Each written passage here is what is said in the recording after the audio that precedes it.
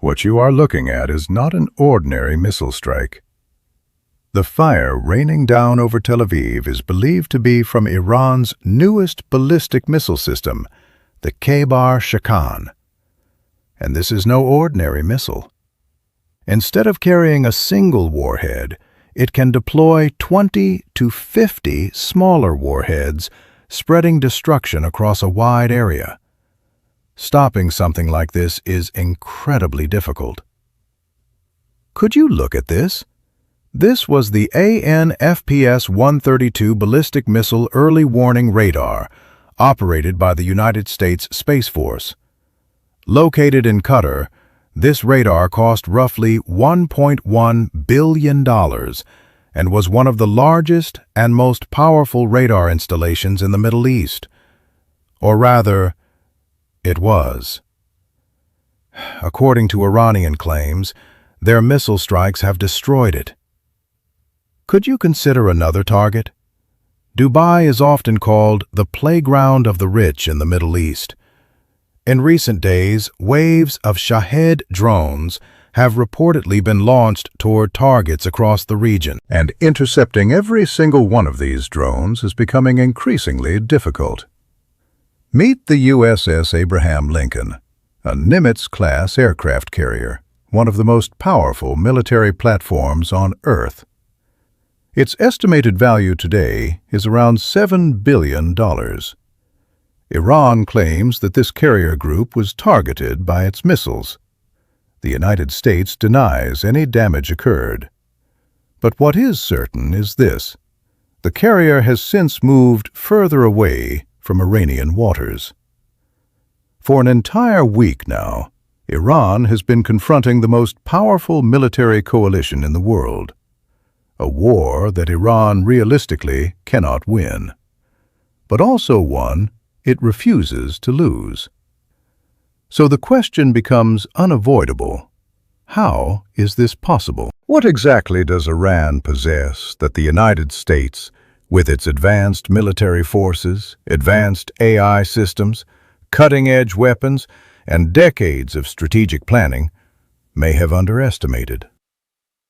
When the United States and Israel reportedly struck Iranian targets on February 28th, many people across the world assumed the outcome was obvious.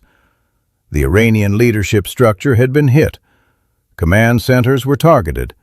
The assumption was simple: Iran would eventually back down, surrender, accept defeat. But something unexpected happened.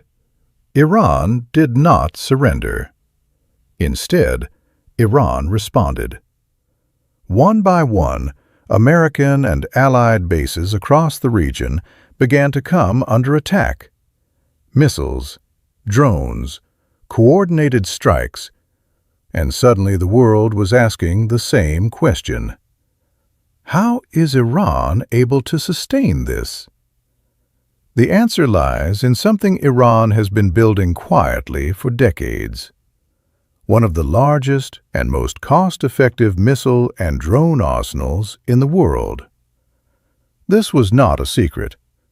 In March 2025, Iran's Revolutionary Guard released a video that alarmed defense analysts worldwide. The footage revealed something extraordinary: a massive underground missile city, kilometers of tunnels carved deep beneath mountains.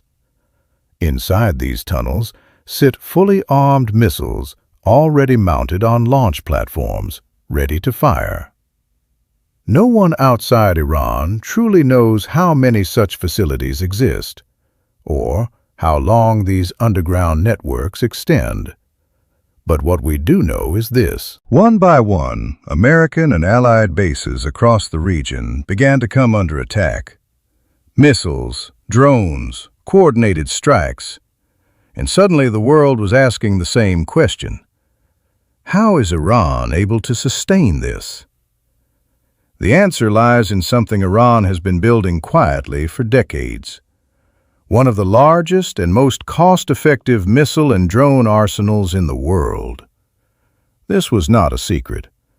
In March 2025, Iran's Revolutionary Guard released a video that alarmed defense analysts worldwide. The footage revealed something extraordinary. A massive underground missile city. Kilometers of tunnels carved deep beneath mountains. Inside these tunnels sit fully armed missiles already mounted on launch platforms, ready to fire. No one outside Iran truly knows how many such facilities exist, or how long these underground networks extend. But what we do know is this. Iran began constructing these tunnel systems as early as 1984. Some analysts believe that the drones and rockets Iran used during the first days of this conflict were older stockpiles. The goal may have been simple: force the United States and its allies to burn through their interceptor missiles. Because the real game might only be beginning. Cluster munitions, hypersonic missiles. More advanced systems are still held in reserve. Whether Iran ultimately wins or loses this war may not be the most important question. The more significant reality is this. The nature of modern warfare may be changing. Smart bombs are now facing something equally powerful: smart strategy. And countries around the world are watching carefully.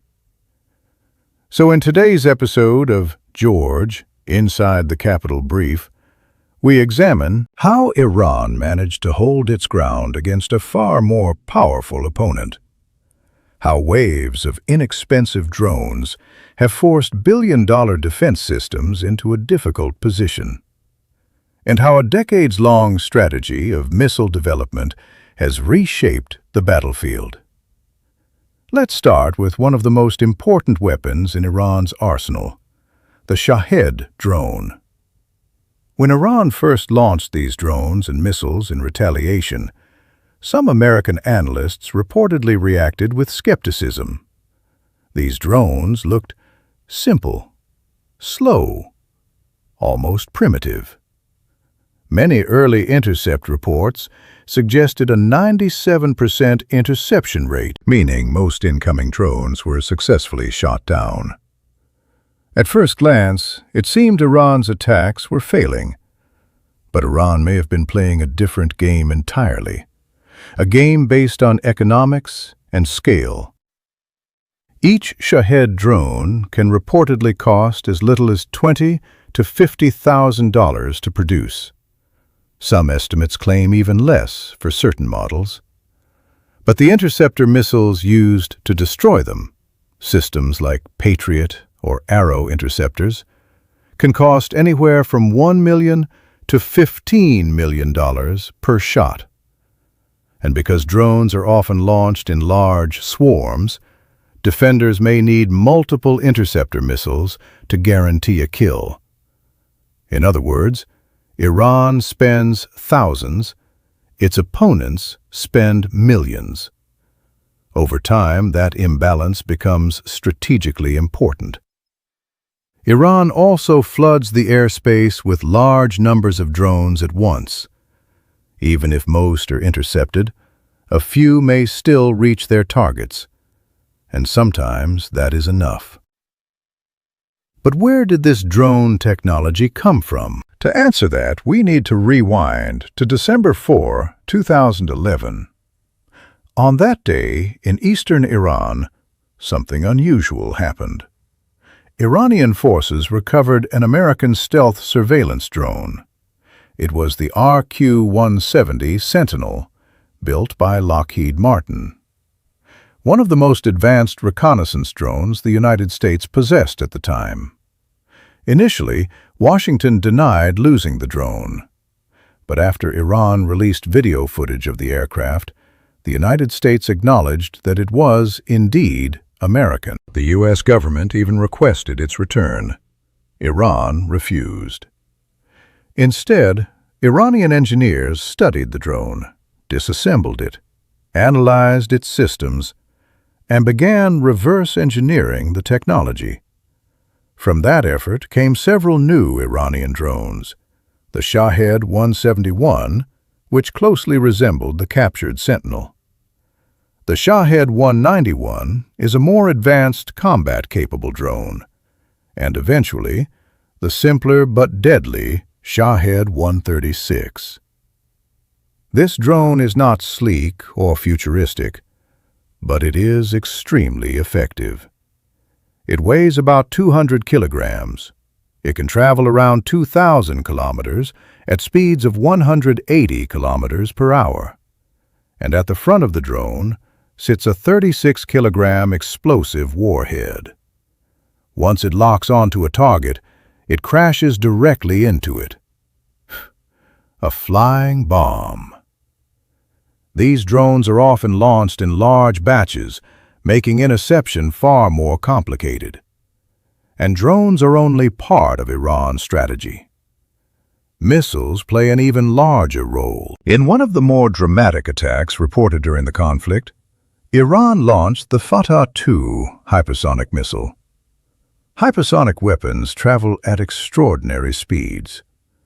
The Fateh-2 reportedly reaches speeds around Mach 15. To put that into perspective, a typical commercial aircraft flies at about 900 kilometers per hour. Mach 15 is roughly 20 times faster. At those speeds, intercepting the missile becomes extremely difficult. The missile can also adjust its trajectory mid-flight, making radar tracking and interception even harder. Its estimated range is around 1,500 kilometers, placing much of the Middle East within reach. Iran did not develop these capabilities overnight. The origins go back to the Iran-Iraq War in the 1980s. During that war, Saddam Hussein launched large numbers of Scud missiles at Iranian cities. Thousands were killed, tens of thousands injured. Iran learned a painful lesson. Without missiles, it could not deter attacks, and without missiles, it could not strike back. So in 1984, Iran began investing heavily in missile development. With assistance from countries including North Korea and China, Iran gradually built a significant missile program. Over the decades, sanctions slowed progress but did not stop it. Today, Iran possesses one of the largest missile inventories in the Middle East, and its strategy relies heavily on something known as volley fire tactics. Instead of launching a single weapon, Iran launches hundreds at once. Low-flying drones, cruise missiles, ballistic missiles, all arriving in overlapping waves. The drones distract defensive systems. Meanwhile, the faster ballistic missiles attempt to slip through. Iran has also reportedly begun using decoys and warhead-splitting technology. These create multiple radar signatures, confusing intercept systems, and increasing the chance that at least one warhead reaches its target. Iran has also attempted to strike radar systems themselves, blinding the defense networks. For example, the AN/FPS-132 radar in Qatar is capable of scanning thousands of kilometers of airspace. If early warning systems are destroyed, interception becomes far harder. So what we are witnessing may represent something bigger than a single regional conflict. It may represent a shift in how wars are fought. High-tech military platforms costing billions of dollars, now facing swarms of inexpensive drones. Complex missile defense systems forced to respond to an overwhelming number of incoming threats. In some cases, even deception plays a role. There have been reports of decoy aircraft painted onto runways to mislead reconnaissance and waste precision strikes. A reminder that in warfare, strategy can sometimes be as powerful as technology. And that is the central lesson emerging from this conflict. Modern war is no longer defined only by who has the most advanced weapons. Sometimes, the decisive factor is who uses their resources more intelligently. And as this conflict continues to evolve, militaries around the world are watching closely. Because the tactics being tested today may shape the wars of tomorrow.